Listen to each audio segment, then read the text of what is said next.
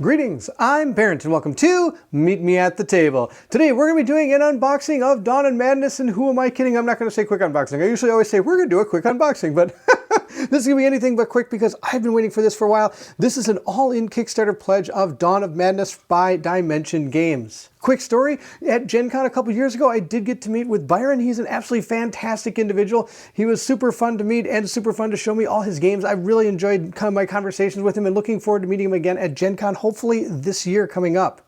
With that, a full disclosure, this was originally my full Kickstarter pledge. I did pledge for this as soon as I could because I was super pumped for this game. But during the process of that, Dimension Games actually did refund my pledge and said thank you for your help on the Kickstarter, because I did make some videos for them for the Kickstarter just to help it out because I was super excited for this game. So they actually said refunded my pledge and gave me this all-in pledge pretty much. So full disclosure on that, I'm excited to dig through these boxes and enter the other world. Now, of course, when you do an all-in Kickstarter pledge, you don't just get 2 boxes, you also get a playmat. You also get a bunch of tokens that go along with it, and you get even the extra bonus cards that have to do with the Deep Madness that can transfer some of the stuff to Deep Madness and some of the stuff from Deep Madness back into Dawn of Madness, so it's super fun. You can just cross-match a whole bunch of fun stuff. Super excited. Let's dig into this. Let's see what's inside Dawn of Madness by Dimension Games, and if you're excited to do that, then I need you to meet me at the table.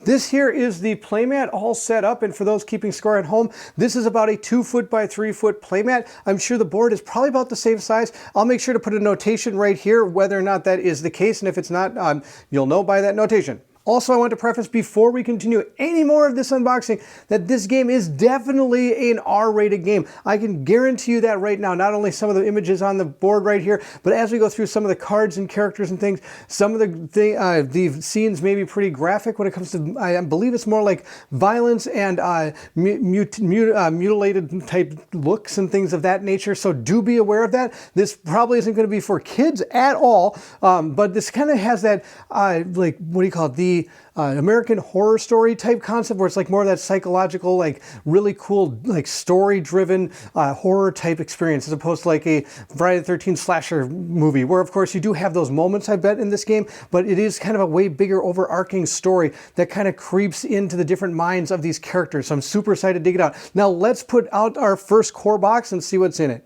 We'll dig into our core box and see what is part of the Kickstarter. I did my box a little dinged up on the ride over here, but that's okay. That's not a big deal at all. We're going to lift this off, see what's inside. We do have a quick reference guide starting off first. There are 4 of these quick reference sheets.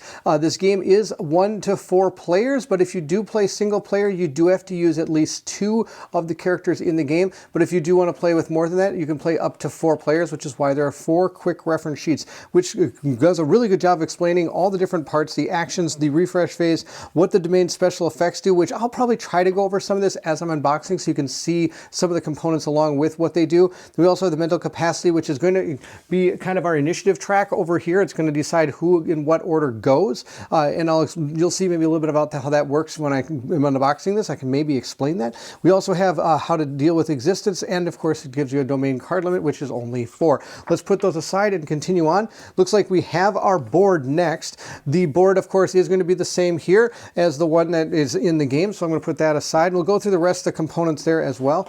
Next we have, this is going to be our, I think this has all the extra things we're going to need to play the game, all the different tokens and oh yes it does. Look at this. It's got even some of the cards. It has the standees. It has dice. These dice are custom made, of course, and the interesting thing is this comes with, I think it's like a D16 die or something. Well, actually no, it's a D20 die. Okay, maybe now it's a D20. I remember one time it being like a really weird die.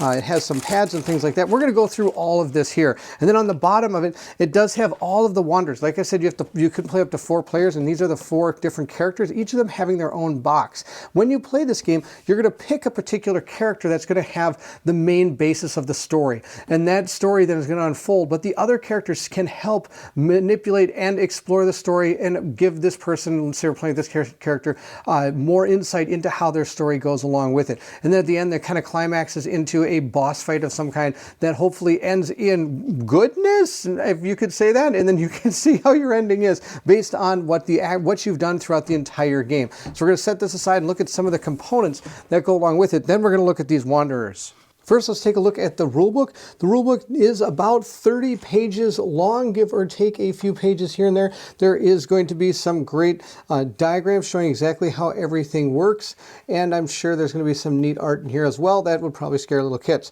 because that's usually how it works. And on top of that, it does have a little preface of what Dawn of Madness is and kind of the story a little bit, maybe a little bit of story behind it, some components and everything else we're going to need to learn in order to play this game. So we're going to set this aside. This is something we'll have to read through.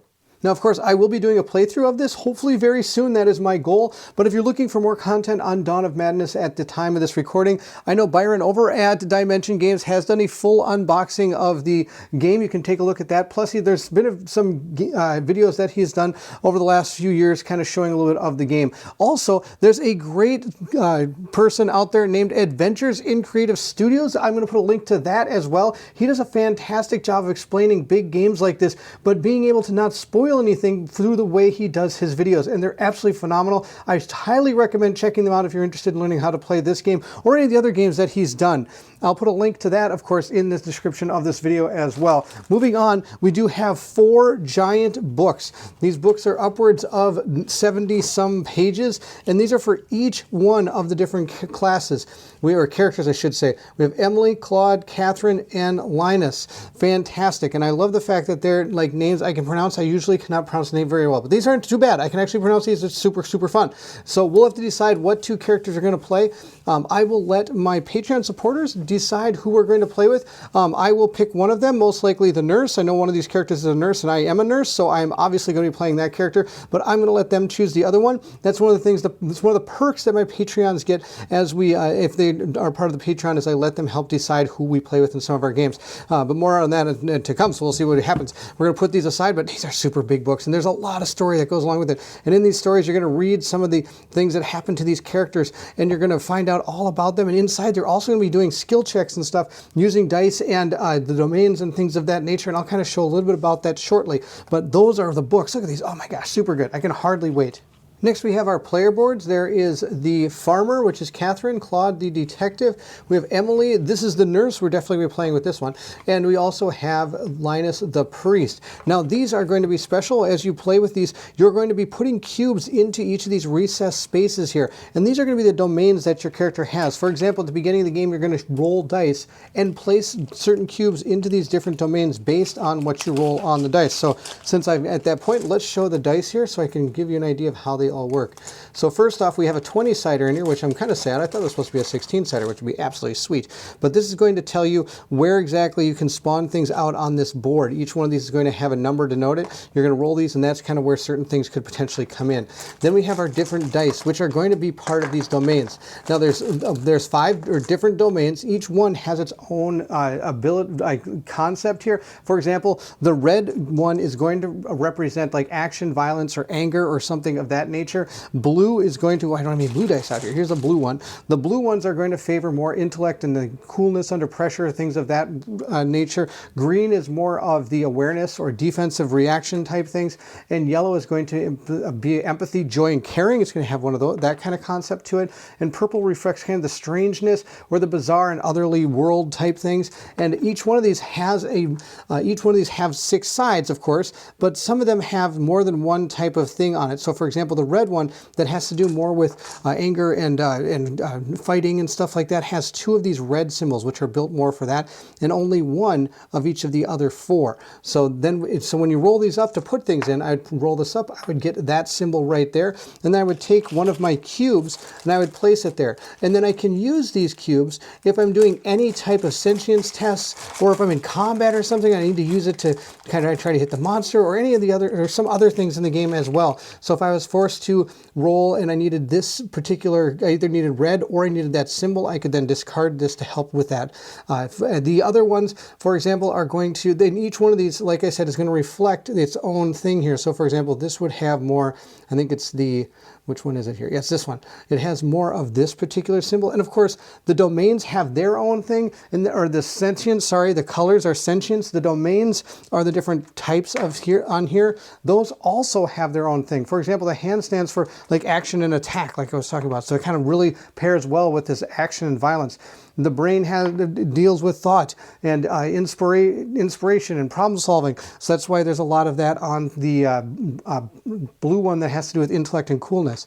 The next one is going to be the eye, which stands for evasion and dodging. We have the skull, of course, which stands for empathy and also the fusion and assistance type things. And the last one is purple, and which is actually not, it's going to have this sphere on it, and this has to do with the outerly world, and each one of these, of course, has each one of these symbols. Now, the outerly world one is interesting because that's actually a wild symbol. So you're going to be anything in there you can use as a wild symbol for the other types of sentience that you see on that you have on here. So it's really cool. You're going to set your character up with these values, but those values are going to change. And so you have this pad, and you're going to be able to write down what your starting values are. And as you get cards or items or abilities or things happen in the story that unfold, you may gain maybe 2 in this particular one and then lose 1 in this one. You may gain 3 in this. So you just keep writing them down as you go, or you can write in pencil and erase and redo that. But I mean, there's so many of these.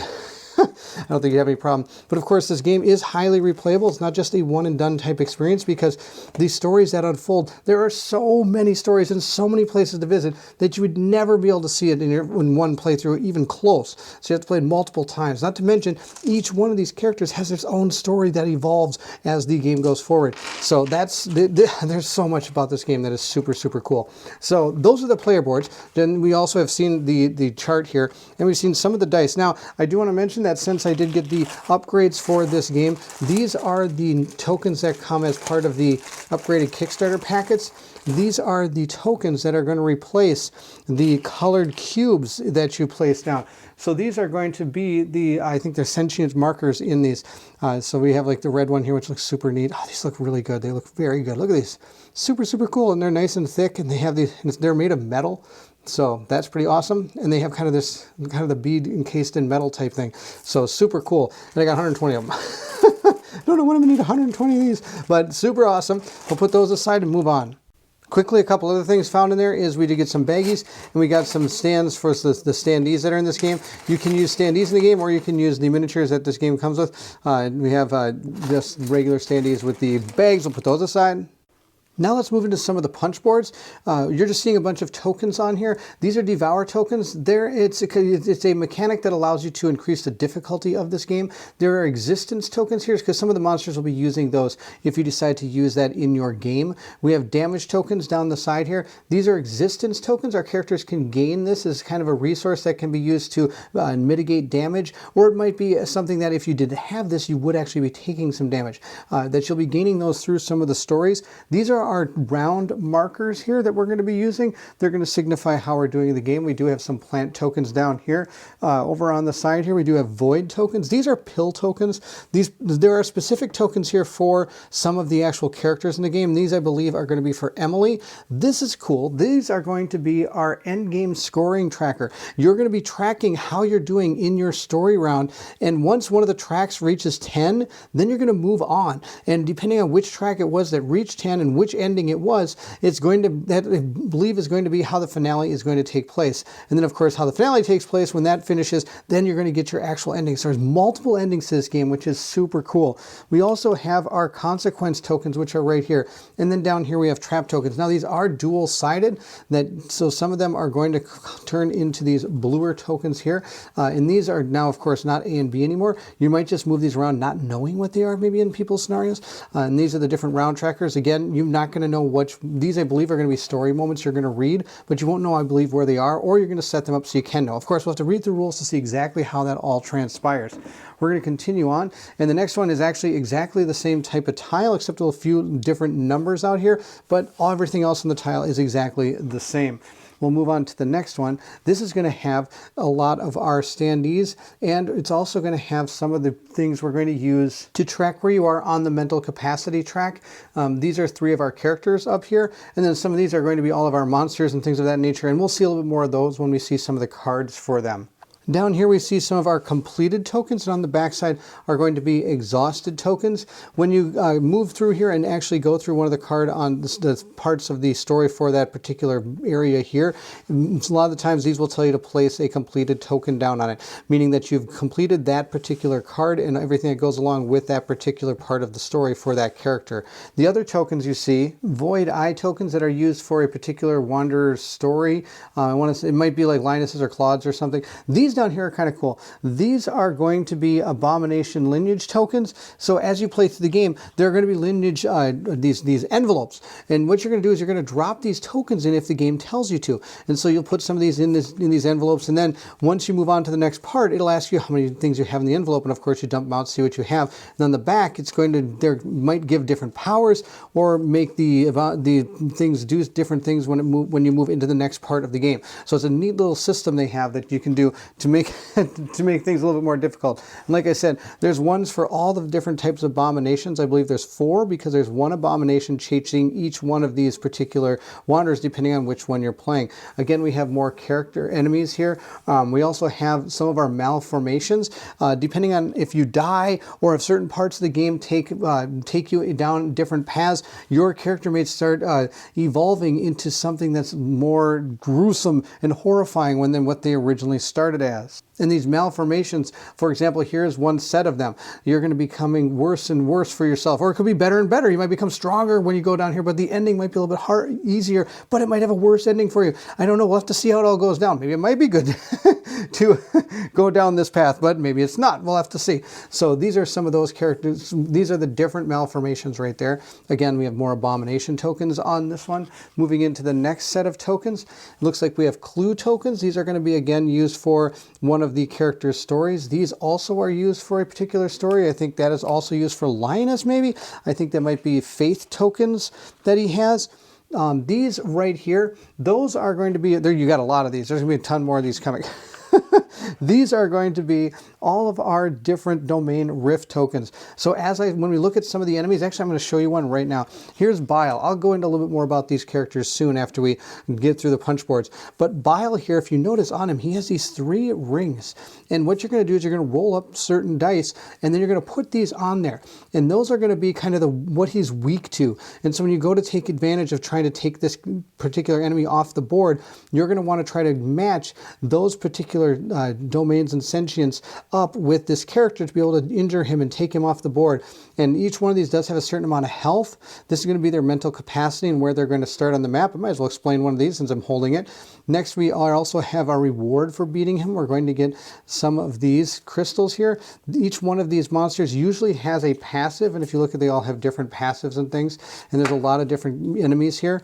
They also are going to have like a track here, and based on how they are positioned on the board and how much mental capacity they have left, they're going to be performing particular actions. For example, this one is going to move towards move one space if it's within one space or whatever, and it's going to gain a weakened card. Sorry, I read that wrong.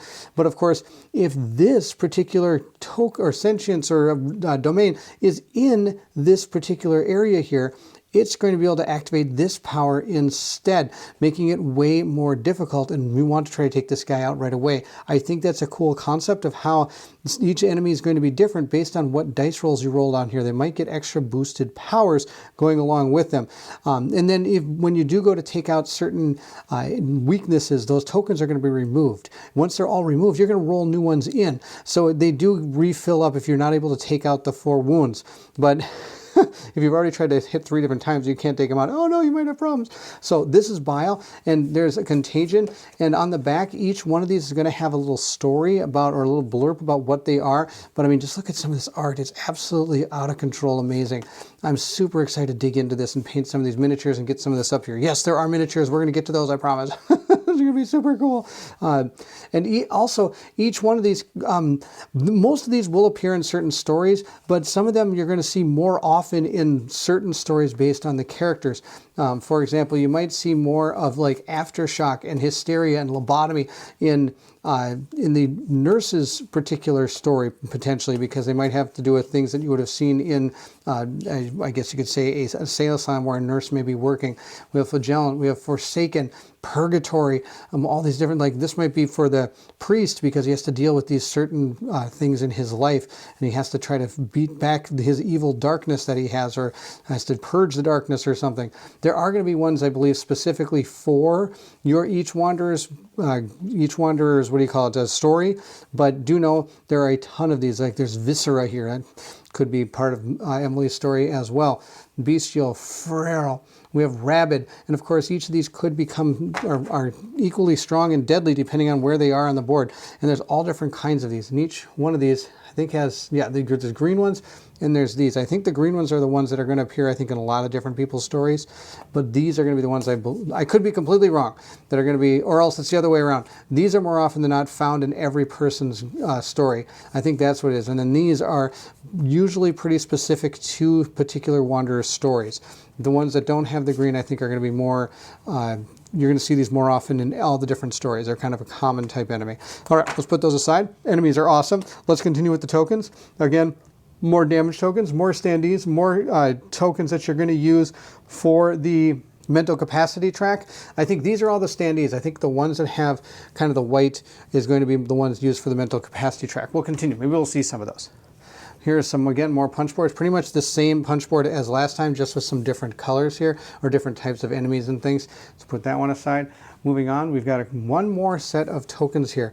These are, a lot of these are going to be very specific to the characters that they're played with, except for this one. This is one of the actual guys. But for example, these are bullet tokens that I believe are used for Claude. And these tokens, I think, are for different cycles that Emily goes through. And I think these are some of the butchers that are chasing a certain person. So there are a whole bunch of, that's the cool thing, is each person's story is 100% different from everybody else. So it gives you a lot of replay value to be able to do all that. All right, those are pretty much all the punch boards. And of course, there is the board itself, which you already have seen.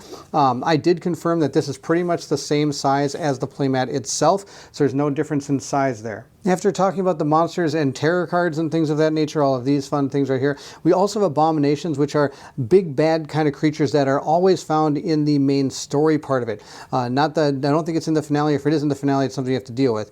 But during the story, one of these is going to probably be running around trying to take you out.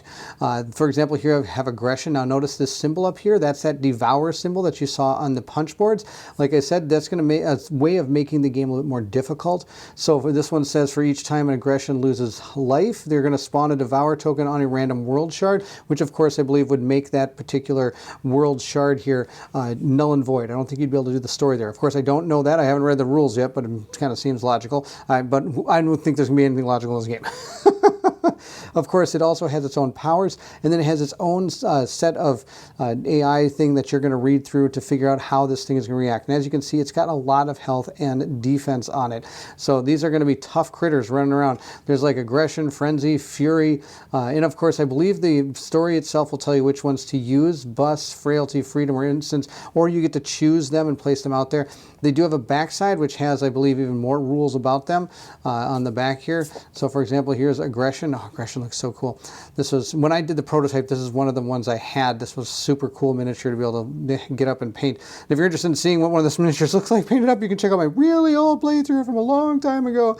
But we can remove aggression lineage from token from the rage lineage envelope if one is there. Oh, okay, so that's kind of nice. So maybe if you kill him, something happens, or if this particular ending happens, that happens, or if it doesn't, then bad things are going to happen. Because it's usually good. There's usually not too many good things, I'm guessing, in this game, and a lot of bad things. So those are the abominations.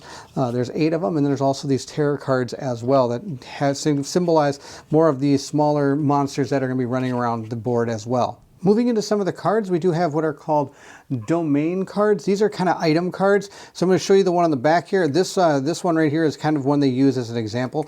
This is the butcher knife. So for example, you get this, and you're going to be able to use this for these particular action here. When dealing at least 1 damage during your attack action, you can spend any of these particular domains to deal an additional amount of damage. X is no more than 3. Now that's something you can do every time. It is a weapon, and from what I understand, you can use as many weapons as you want to. I don't think think there's like you pick a weapon and use it.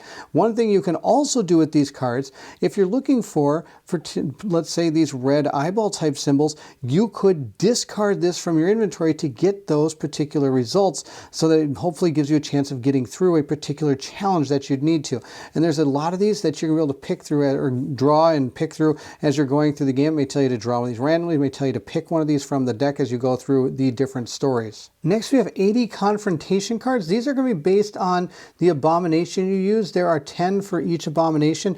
These cards are going to be used for multiple things. For example, say we decide to use Rage Aggression. We're going to take all 10 of these and we're going to shuffle them and put them by the side, and then every turn we're going to draw the top one of this particular card, and then on this there are multiple things. One, this is going to be the existence you get, I believe, if you're able to do damage to the abomination. It also is going to show you what you need to get when trying to confront this abomination when it comes to the different sentience and domains. And then if you do satisfy the requirements here, you're going to do a specific amount of damage to that abomination. On top of that, this does give the abomination an extra ability that it's going to be able to do. Of course, once you damage the abomination, you're going to then discard this card and draw the next card. So that's the only way you're going to be able to get rid of an abomination from the board. Pretty tough, because remember, that guy had like 20 hit points, and this thing only does 4, and look at all these you have to get. You have to get a lot of those. Oh my gosh. So and then, like I said, there's 10 for each one of the abominations. So you can play with different abominations with different characters and different things. Oh my gosh. It's again, so many cool things going on in this game. Next, we have a whole bunch of different conditions you can get. Anywhere from being withered to weakened, that you can also be traumatized. There are 15 different traumatized cards, I believe, or maybe there might be like at least 3 different kinds of each that are going to affect you, which is going to be awesome. Slowed, now the slowed ones and things of that nature, like withered and slowed, I believe, are all going to have the same effect depending on what you get. Overwrought is another condition you can have. You could have lightheaded. You could also become fusion. Actually, somebody's enlightened, or no, sorry, envenomed. I thought I said enlightened. That'd be awesome if I was enlightened. Nope, envenomed. Well, here's enlightened. I'm sure enlightened is probably about the only good one. If you're enlightened, it says here, max +1, lose 1 heart or life at the end of each action phase. Nope, I guess enlightened is not great. Losing life. So these are all the different conditions that you can get in this game as you play through. And right when you thought they were done, there's even more. You can get disorientated. You can get, what's another one here? Burdened. You can get burdened. There's a whole bunch of these. Next, we have Devour cards, which is how this game becomes more difficult with them. There's some universal ones that you're going to use, and then each of the different abominations is going to have their own one. So for what these are going to do then is, if you're out on a certain area, let's say we're here and there's 2 Devour tokens on it, and we want to try to deal with this particular area, and we need to roll any type of dice for tests or anything, these are going to make it more difficult. For example, if this one is out here, it would take up one of these one of my red dice, or one of my red domains or sentience, and then I would also gain an envenom card. So they're terrible. These make it so much harder, so much harder. So they do recommend not to play with these for the first few times you play, but then after that, once you get the hang of it and see like some of the mechanics and how they can kind of interact and how you can make the game work, you can start adding these in to give yourself a little more difficulty and a little bit more of the flavor of the game. Now, on the flip side, we have legacy cards. If you're able to maybe take out the abomination during the story part of the game, or other things in the game you do good things, you might be able to gain one of these. For example, this one right here is going to give yourself +2 in this domains of any sentience. That sounds pretty good. So you're going to be able to gain some boons going into maybe the finale or something based on how well you did in the other one. This one, for example, is gain 2 of these, which would be good if that's something you needed for that particular next thing. You could always have that available to you. And the last set of cards we have are what are called Wanderer support cards. And these either go for 2 players or for 3 players. So if you're not playing 4 players, you're going to gain these extra cards that you can use during your turn. You're able to take advantage of one of these. And these are that you can use at any time as you're playing. Now, from what I understand, you can't use these. You have to at least do a real action in between these based on your character. But otherwise, I could flip this card to perform a free move or search action without using any of my sentience or my domains or for any of my actions. This one could flip to perform an encounter or domain action. I can just do that. You can do an attack or confrontation action. And this, what this does is it balances the game back. So if you're playing with 2 players, it rebalances it as if it was kind of like a 4-player game, giving you these extra actions that the other characters would normally have if you had all 4 out there. That's all of the cards and everything in the component box, and also all the punch boards. The last thing we have are the 4 different Wanderer boxes here.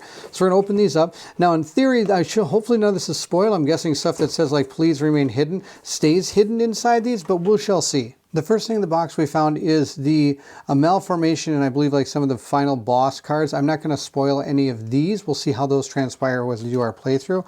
The next thing we have is, though, these should be 16 different location cards. Now, what you're seeing on the location cards is a little blurb about where this is.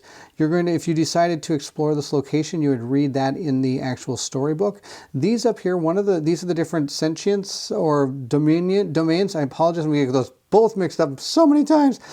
These are the dice you're going to roll. One of the uses of this is these are the dice you're going to roll when it comes to putting different enemies on the board, and you put those 3 different markers on their card. This could also be used for potentially the skill checks that come within this particular story mode. Maybe it's giving you an insight into that. I'm not exactly sure. We'll have to do that during the playthrough. But these are going to go out on the board, and then you're going to move between them along these lines here, and you're going to move them as you're moving around. Then you can decide if you want to do an action inside of this room, where you could learn about the living room or the entryway. And now the cool thing is, say you've learned about the living room or the entryway. Well, at that point, it might tell you to put out more things to learn about. There's these different green and purple cards that again have some more things to read. That could be, if you finish this, could be like, oh, you'll now want to put out the assembly required one for this entryway. And these are 2 different types. There's reality shards and exploration shards.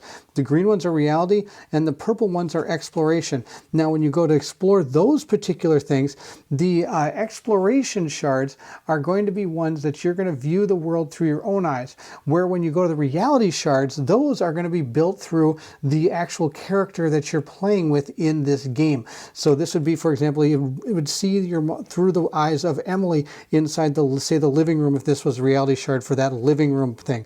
On top of that, these are dual-sided. I don't know when and how you would flip these, but I don't want to do it now because that would maybe spoil a little bit of the game, because I do believe they all start on this side. So I don't want to reveal any more of that. Not to mention I don't want to reveal any more of these than the one you see on front of you, and I'm still trying to cover up a little bit if I can. So, but do notice there's a ton of these in here. Absolutely a ton of these. Now on the back side is going to be things that could potentially spawn monsters or make things happen to you in the game. For example, this one does say if the Wanderers have the Coda card, Insulin Shock Therapy, spawn this encounter on the treatment center. So we'd do that. We'd spawn this particular thing on the treatment center, which is kind of cool. It tells us how to do that. Her particular box does come with some new traumas, which you can either get physical or psychiatric treatment. I'm not going to spoil any of these. We'll see how that goes during our game session. Her particular box does come with a huge amount of Coda cards. These are usually going to be gained after the end of a particular story event or something that has happened to the character, and it's going to augment the different shards and disciplines that this character has. Domains and sentience that the character has.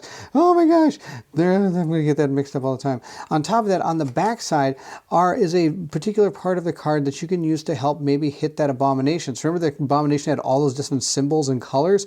You could use these Coda cards to help you do that. Then once you do, it's going to be exhausted. If it's ever exhausted, though, you still get to gain the benefits of this part of the card. This is kind of like your reward for going through and completing that particular part of the story.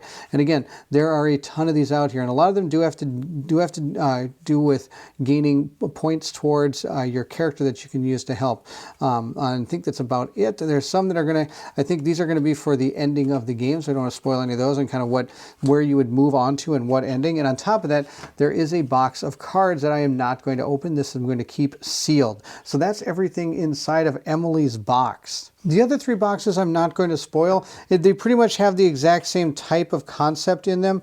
You're going to see that they're going to have those different malformations, maybe the main boss type character, all the different locations and things of that nature. But I don't think there's much else in there that's going to be different from what you saw from Emily's box. And I don't want to spoil everything from this game. I want you to be able to experience that. Since I'm going to be playing with Emily in this playthrough, I didn't mind showing you all the things from that's coming. The playthrough's coming soon. It's not going to be right now.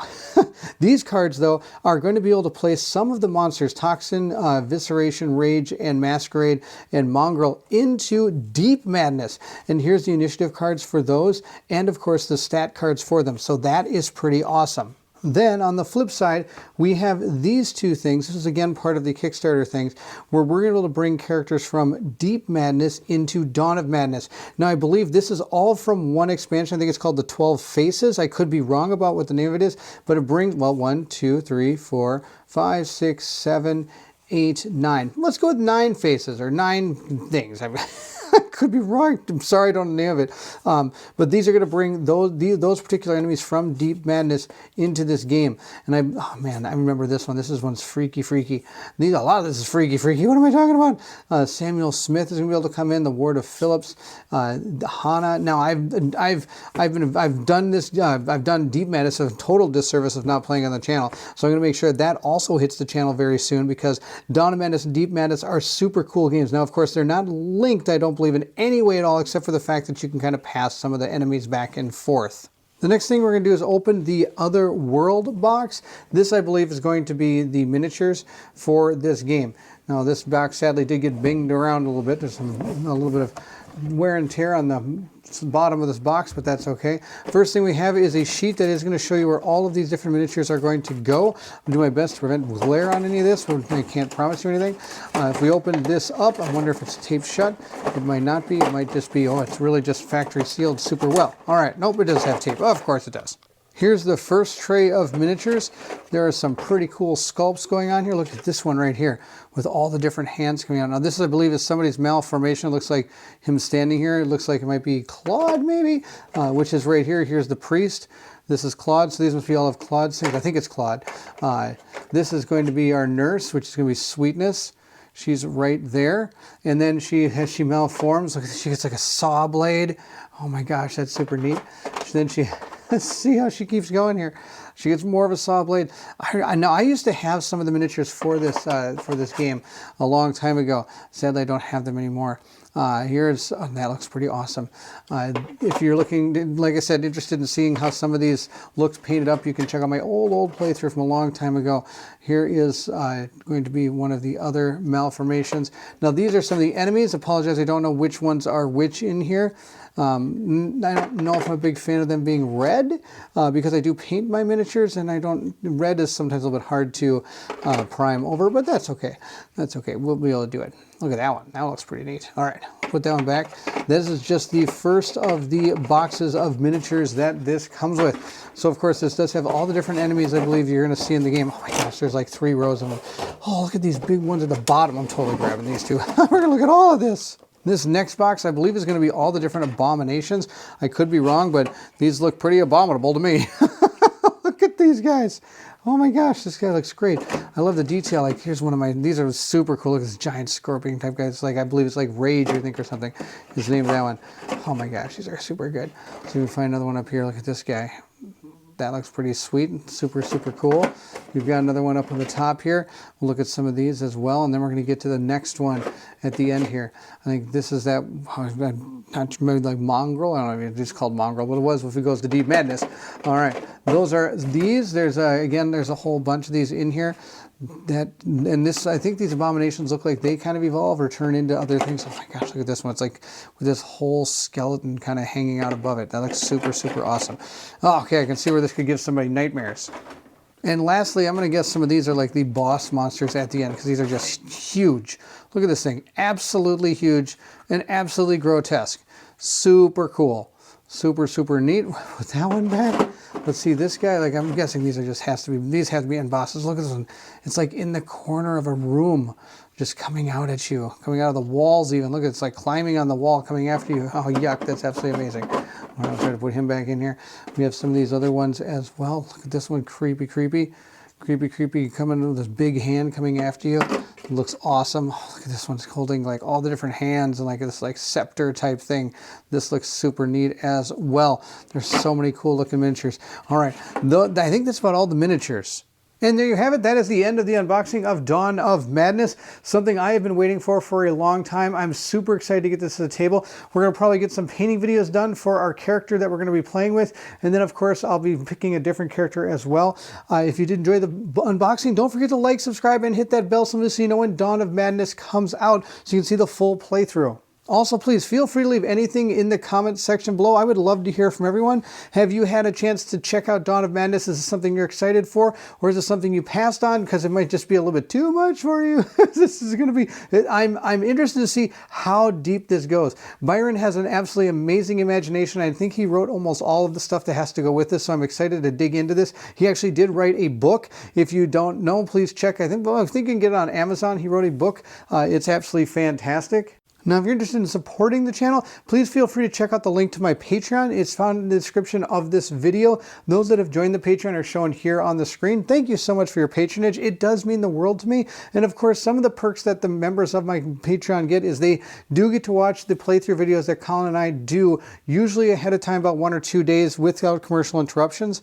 On top of that, like I said earlier in the video, they do get to help us decide who gets to play in some of our games. And in a lot of the campaign games we play, we help them decide how our characters evolve through the game. So therefore, my Patreon supporters do have a chance of having a way of making this game come to life through their choices.